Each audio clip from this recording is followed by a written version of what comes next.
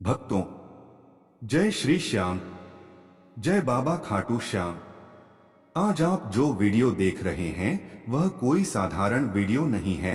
यह स्वयं बाबा खाटू श्याम जी की कृपा से आपके जीवन तक पहुंचा हुआ पावन संदेश है, जो केवल उन्हीं भक्तों तक पहुंचता है जिनके जीवन में बड़ा परिवर्तन आने वाला होता है। इसलिए आपसे निवेदन है कि इस वीडियो को बीच में बिल्कुल भी स्किप मत करना, क्योंकि आज से आपके जीवन की दिशा बदलनी शुरू होने वाली है और जो भी परेशानियां वर्षों से आपके जीवन से चिपकी हुई हैं, उनका अंत आज बाबा खाटू श्याम जी स्वयं करने वाले हैं। भक्तों, बाबा खाटू श्याम जी वह देव हैं जो हार चुके इंसान को भी गले लगाकर विजेता बना देते हैं। जो व्यक्ति रोते हुए उनके दरबार में आता है वह हंसता हुआ लौटता है। जिनके घर में बरसों से गरीबी बैठी हुई होती है, बाबा वहां धन की ऐसी वर्षा करते हैं कि पीढ़ियां संभल जाती हैं। और जिनके जीवन में पैसा आते आते रुक जाता है, मेहनत के बाद भी सफलता नहीं मिलती, नौकरी नहीं लगती, व्यापार बार बार घाटे में चला जाता है,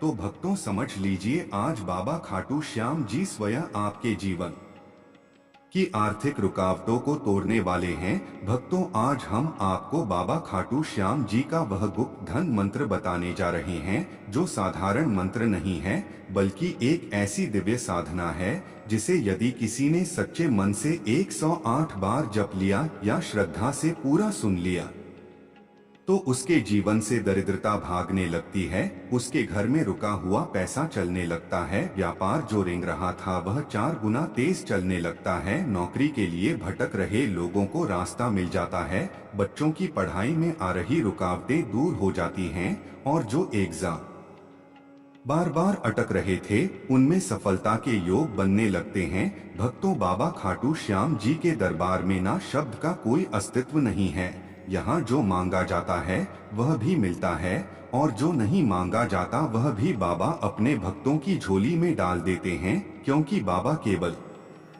शब्द नहीं देखते, बाबा आपके मन की पुकार सुनते हैं। अगर आपके घर में क्लेश है, लड़ाई झगड़ा है, अशांति है, तनाव है, तो आज बाबा खाटू श्याम जी उस घर में सुख शांति और चैन का वास करने वाले हैं। और अगर वर्षों से कोई बीमारी घर में डेरा जमाए बैठी है, तो भक्तों विश्वास रखिए, बाबा एक झटके में उसे जड़ से उखाड़ फेंकने वाले हैं। भक्तों, यह मंत्र उन लोगों के लिए भी है जो दिन रात मेहनत करते हैं लेकिन पैसा टिकता नहीं है, हाथ में आते ही खर्च हो जाता है, कर्ज बढ़ता जा रहा है और मन टूटने लगा है। बाबा खाटू श्याम जी कहते हैं कि जो भक्त अंतिम समय में भी मेरा नाम लेता है, मैं उसे कभी अकेला नहीं छोड़ता। और आज जो भी भक्त इस वीडियो को देख रहा है, बाबा स्वयं उसके साथ खड़े हैं। इसलिए भक्तों, मन में कोई शंका मत रखिए और पूरे विश्वास के साथ इस वीडियो को देखिए। एक बार ध्यान से सुनिए, यह मंत्र तभी प्रभाव दिखाएगा जब आप इसे श्रद्धा से सुनेंगे, मन में नकारात्मक विचार नहीं लाएंगे और बाबा खाटू श्याम जी पर पूरा भरोसा रखेंगे। आपको कहीं जाने की जरूरत नहीं है, कोई महंगी पूजा करने की जरूरत नहीं है, बस बाबा का नाम और सच्चा मन होना चाहिए, क्योंकि बाबा खाटू श्याम जी भाव के भूखे हैं, दिखावे के नहीं। भक्तों, मंत्र शुरू करने से पहले एक छोटी सी विनती है, इस वीडियो को लाइक जरूर कर दीजिए ताकि बाबा खाटू श्याम जी की यह कृपा अधिक से अधिक भक्तों तक पहुंचे। और अगर आपने अभी तक हमारे चैनल को सब्सक्राइब नहीं किया है तो अभी कर लीजिए, क्योंकि यहाँ केवल बाबा खाटू श्याम जी की सच्ची भक्ति और सच्चे चमत्कार बताए जाते हैं।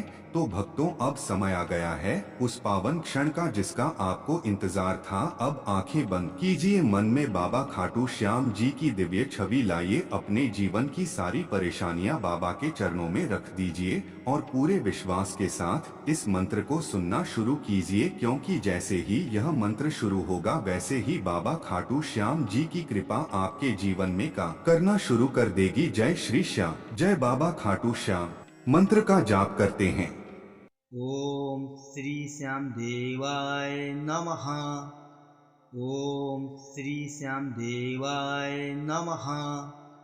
ओम श्री श्याम देवाय नमः।